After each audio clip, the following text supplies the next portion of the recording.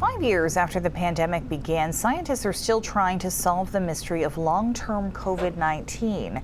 The Centers for Disease Control and Prevention estimates about 14 million people are living with chronic conditions. MaineHealth researchers just launched now a third set of trials to find possible treatment options. However, as time goes on, some patients say their hope for finding a cure is fading. News Center Maine's Vivian Lee has our story from Cumberland. For Marnie McLean, the flashbacks are still very real. It's just very scary when you are struggling to breathe. McLean is a former television news journalist and the owner of Moose Tree Media, a video production company. In the summer of 2022, alarming symptoms emerged after she came down with COVID. After experiencing severe chest pain, respiratory problems, and high blood pressure, she was diagnosed with long COVID.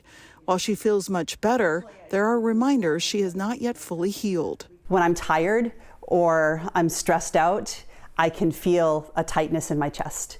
And it's exact same spot as it was when I had long COVID. Still short of breath, still the brain fog at times, still the anxiety, but I can shut it down quicker now than I was able to a couple of years ago. Cynthia Hamilton is on the path to healing after being diagnosed with long COVID in 2021. She had to give up her job as a school guidance counselor after suffering from sudden rashes, severe fatigue, loss of appetite, and debilitating pain. She works now part-time and credits meditation, a healthy diet, and brain-based therapies. But the fact that there is still no proven treatment to stop post-COVID is beyond frustrating. So there's still so many doctors who have no idea, and they don't want to touch it.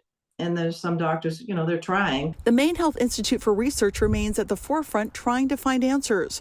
Researchers are launching Recover Energize NIH-funded clinical trials at its research site in Scarborough.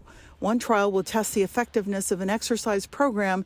The other focuses on structured pacing of daily activities. In previous studies, scientists investigated potential treatments and possible causes. Principal investigator Dr. Cliff Rosen says research points to the virus's ability to hide out in the body, impacting the immune system and gut health. The microbiome is changing and changing because of the virus. And so some of the targets for treatment include altering the microbiome or just getting it back in balance. As for Marnie, learning how to breathe better, supplements, rest, and consuming celery juice to battle inflammation has helped her get her life back. I feel like after 5 years, there should be answers to help people who are really struggling much more than I am at this point. But she and other patients are not out of the woods. Reinfections still carry a risk for long COVID.